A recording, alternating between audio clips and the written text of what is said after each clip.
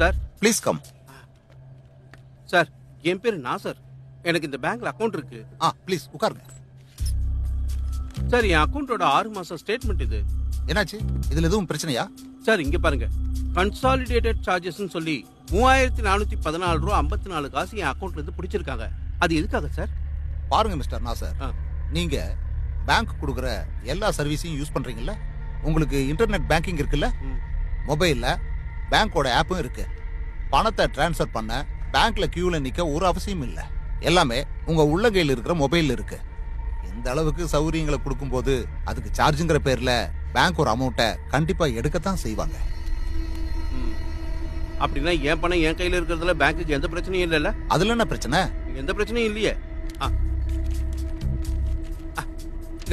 இத பாத்தீங்களா?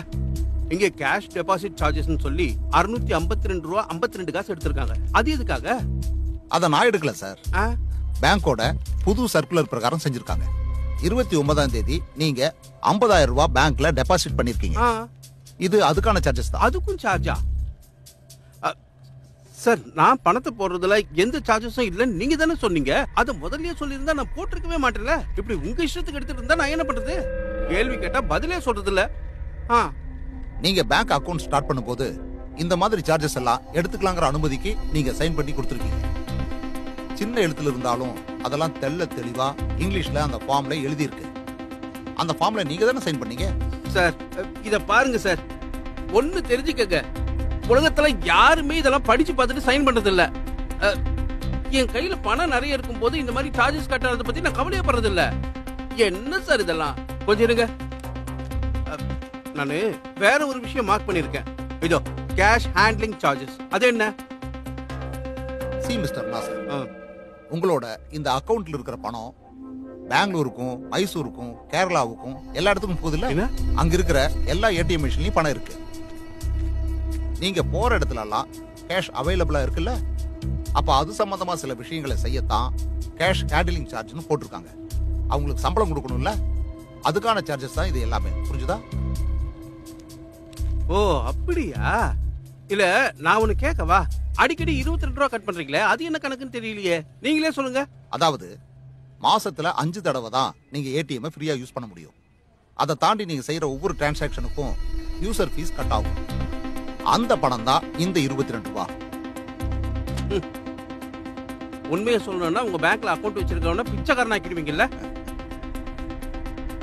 இப்போ உங்களுக்கு புரிஞ்சிருச்சுல்ல இதுக்கு எவ்வளவு செலவாகுதுன்னு? சார், இவ்ளோ பணம் செலவு பண்ணி உங்க பேங்கோட எந்த சர்வீஸும் எனக்கு தேவையில்லை. பேங்க் அக்கவுண்ட க்ளோஸ் பண்ண போறேன். அதுக்கு என்ன செய்யணும் முதல்ல சொல்லுங்க. இங்க மட்டும் இல்ல, எல்லா பேங்க்லயும் இதைத்தான் பண்றாங்க. அப்புறம் நீங்க வேணா தாராளமா இந்த அக்கவுண்ட க்ளோஸ் பண்ணலாம். அங்க பாருங்க, அங்க ஒரு ஃபார்ம் இருக்கு. அதை ஃபில் பண்ணி கொடுத்தீங்கன்னா போதும். அப்புறம் அது மட்டும் இல்லாம நீங்க இங்கிருந்து வாங்கின அந்த பாஸ்புக், செக் புக், அப்புறம் ஏடிஎம் கார்டு, அப்புறம் அதை தவிர நீங்க தான் இந்த அக்கவுண்டோட ஹோல்டர்னு நிரூபிக்கிறதுக்கான எவிடன்ஸ். அதாவது நீங்க அக்கவுண்ட் ஆரம்பிக்கும் போது கொடுத்த அன்னைக்கு நீங்க கொடுத்த ப்ரூஃப்ஸ், ஐடி ப்ரூஃப்ஸ், அதை கொண்டு வரணும். ஓ, அப்ப அதெல்லாம் திருப்பி தரணுமா? அது எல்லாத்தையும் நீங்க திரும்ப கொடுத்தாகணும். அது கூட க்ளோசிங் சார்ஜஸும் இருக்கும்.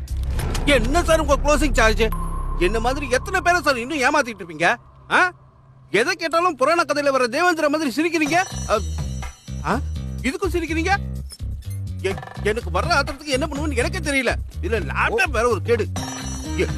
எல்லாரும் வெளியில போக, இந்த பேங்க் நான் அடிச்சு நொறுக்க போறேன். எல்லா ஃப்ராடுக்கு நான் பண்ணிட்டு இருக்காங்க. என்ன பிரச்சனைன்னு சொன்னா திருப்பியா? என்ன வேணுமா? 1 கோடி ரூபாய் லோன் வேணும், வாங்கி தரியா? முடியாதுல்ல, போயா. இதெல்லாம் ஒரு பேங்க், செக்யூரிட்டி வேற. போயா. இனியா என்ன?